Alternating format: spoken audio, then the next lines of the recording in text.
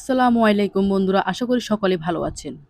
আজকের ভিডিওতে দেখব বাংলাদেশি ডাক্তার এবং বিদেশি ডাক্তারের মধ্যে কতটুকু পার্থক্য আছে।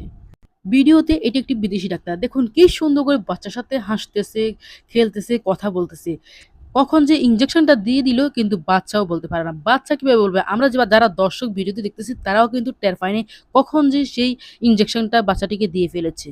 আমাদের বাংলাদেশের ডাক্তাররা যেভাবে বাচ্চাদেরকে ইনজেকশনগুলা দেয়, বাচ্চা কাঁদতে, কাঁদতে শেষ। বাচ্চা তো কান্না করে, বাচ্চার সাথে যারা যায় তারাও কান্না করে। আর বাড়িতে নিয়ে গেলে বাচ্চার ১৪ গোষ্ঠী সহ বাচ্চার সাথে কান্না করতে হয়। আর আমাদের বাংলাদেশের ছোট বড় সকলকে কিন্তু ইনজেকশনগুলা নার্সকে দিয়ে দেওয়া হয়। আর অনেক এমন নার্স আছে যে বাচ্চারা কান্না করলে বা ডিস্টার্ব করলে ঝাড়ি মেরে কথা বলে। ভিডিওটি ভালো লাগলে অবশ্যই একটি লাইক করবেন। আর চ্যানেলটি সাবস্ক্রাইব করে পাশে থাকবেন এমন আরো অনেক সুন্দর, সুন্দর ভিডিও পেতে।